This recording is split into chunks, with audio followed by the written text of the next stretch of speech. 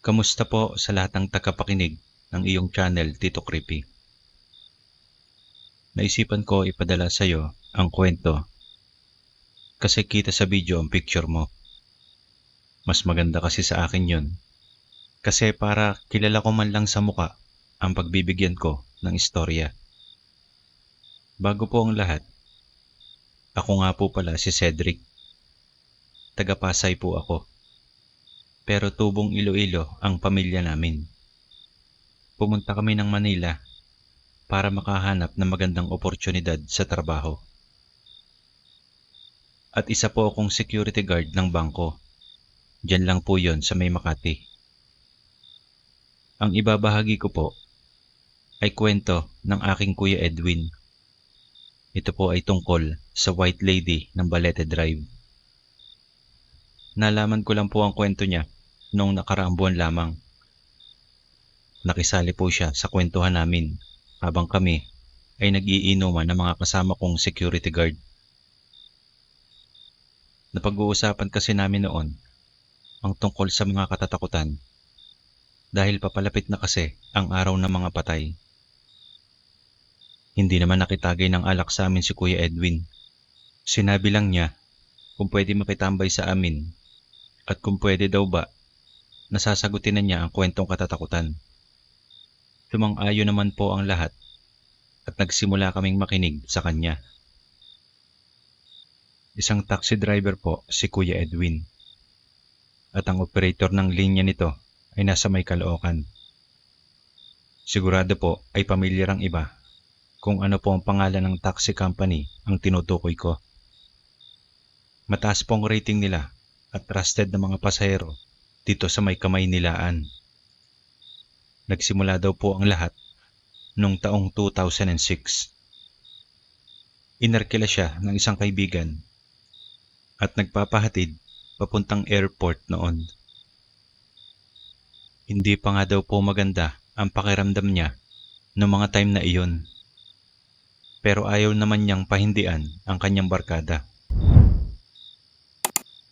Inagahan na lang nila ang alis para hindi masyado matraffic at para din malaki ang allowance ng kanyang kaibigan.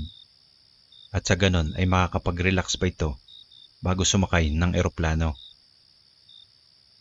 Matapos niyang maibaba ang kanyang kabarkada, ay may sumakay bigla na mataray na babae sa likod ng upuan ng kanyang taxi.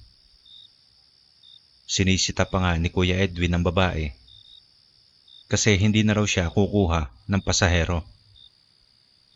Gusto na niya kasi umuwi sa bahay at ipahinga ang kanyang sakit na nararamdaman. Tsaka 8:00 na rin daw po ng gabi noon, kaya nag-decide siya na umuwi na lang. Pero nagpumilit daw po ang babae at nangakong dodoblehin ang bayad sa kanya. Wala rin namang nagawa si Kuya at pumayag sa kagustuhan ng babae. Sa pag-andar pa lang ng taxi, ay sinabi ng babae kung saan siya magpapahatid. Sa may makalampas lang daw ng Rodriguez Avenue sa Quezon City.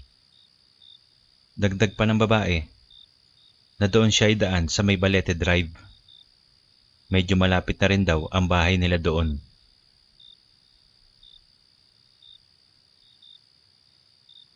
Habang sila ay napadaan sa may Pasay, nagkaroon ng matinding traffic na inabot pa ng 30 minutes.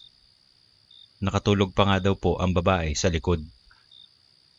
Mukha daw pong inantok sa katamtamang tunog ng kanyang music sa radyo. Nang malapit na daw sila sa may Balete Drive, napansin ni Kuya Edwin na gising na ang babae. Sumilip siya sa may salamin at parang may kakaiba sa kanya. Nanlilisik ang kanyang mga mata kasama ng paggalaw-galaw ng kanyang katawan. Laking gulat na lang ni Kuya nang bigla itong nagsalita ng may nakakatakot na boses. Natatandaan mo pa ba ako? Natatandaan mo pa ba ang ginawa mo kay Odessa? At pagkatapos noon, nawala ng malay ang babae at itinigil daw ni Kuya ang sasakyan na malapit sa may Balete Drive. At sunod na ginawa ni Kuya Edwin ay tinapik-tapik niya ang babae sa may tuhod niya para gisingin. Ma'am, ma'am, andito na po tayo. Saan po ba kayo banda dito? Okay lang po ba kayo? Nagising naman ang babae at nagalit pa ito sa kanya. Pinagbibintangan pa siya na manyakis kasi hinihipuan daw ni Kuya ang babae. Grabe naman kayo sa akin, ma'am. Ginigising ko lang kayo. Andito na po tayo sa inyo. Kanina lang po ay gising kayo at may sinasabi pa sa akin. Tsaka bakit ko naman kayo mamanyakin sa malapit sa bahay nyo? Huwag naman po kayo ganyan. Mapapahamak ako sa mga sinasabi nyo. O sige na. Paandarin mo na at dyan lang ako sa may baba. Pasensya ka na din at akala ko ay hinihipuan mo ako. At saka ano nga ba yung sinasabi mo na nagsasalita ako? Hindi ko nga po maintindihan, ma'am. Para kayong sinasapian ng multo. Ay naku kuya, di ko alam kung totoo ang sinasabi mo. Para na lang sa tabi. Nandito na tayo. Matapos makababa ang babae, ay nagplano ng umuwi si Kuya Edwin. At makaraan ng 5 minuto habang siya ay nagmamaneho, napatingin ito sa may salamin. Napansin niyang may babae sa likod ng upuan ng kanyang taxi. Nakaputing damit ang babae at di niya maaninag ang kanyang muka. Sumagi sa isip niya noon na may white lady na sumakay sa kanyang taxi. Nagsimula ring magkaroon ng static na tunog sa kanyang radyo. At mula sa static na iyon ay may naririnig siyang salita na tila ba may gustong sabihin ang white lady sa kanya. Pinatay mo si Odessa. Pinatay mo ako.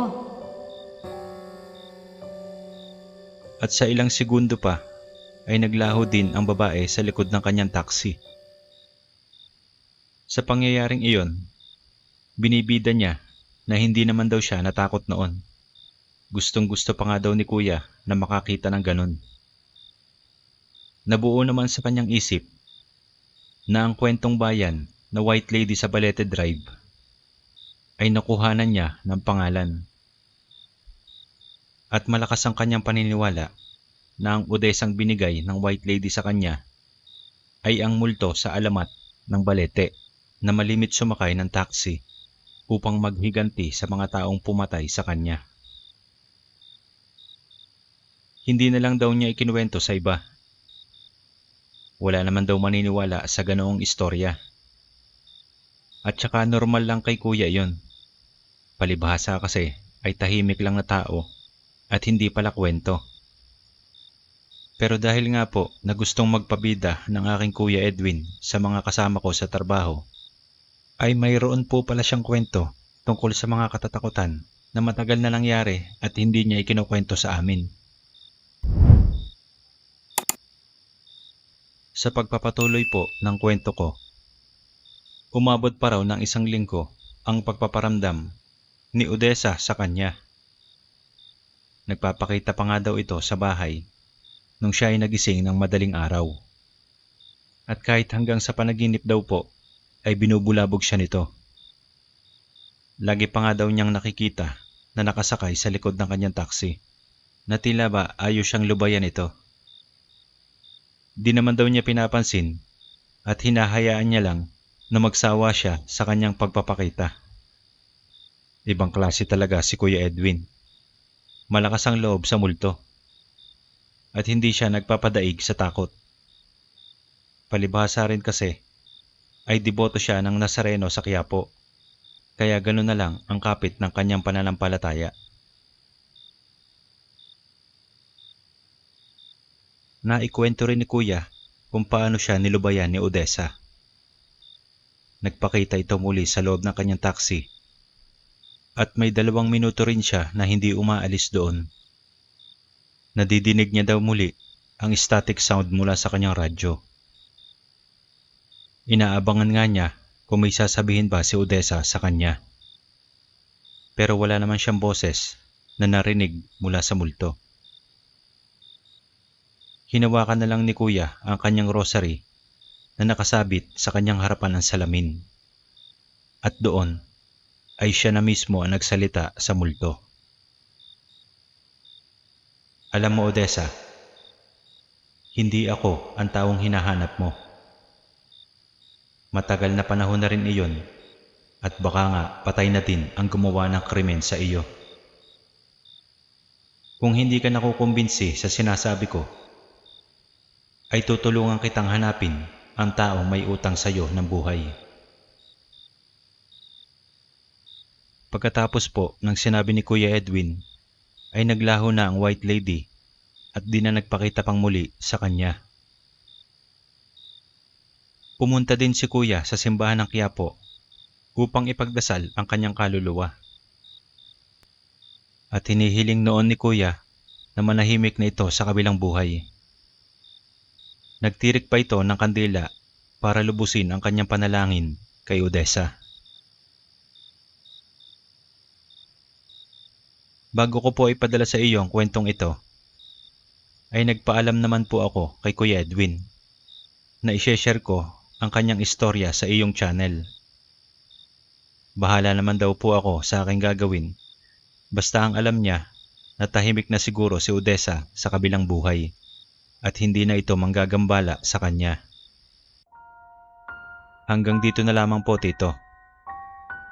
Una na ako magpapasalamat kung magawan mo ng video ang aking istorya. Hanggang sa muli po, pagpalain po tayong lahat ng may kapal. Kung nagustuhan niyo po ang istorya, ay mag-comment lang po kayo sa baba. Huwag niyo rin pong kalimutan mag-subscribe para naman po masuportahan niyo ang aking channel. Click niyo rin po ang notification bell para updated kayo sa ilalabas kong video. Nag-a-upload ako ng 1 o hanggang 2 video sa isang linggo. Maaari din kayong mag-send sa akin ng inyong istorya sa aking email na nasa description sa baba. Sama-sama po tayong mag-create ng community tungo sa mga istoryang katatakutan at kababalaghan. Ako po si Tito Crips nyo at nagpapasalamat sa inyong panonood.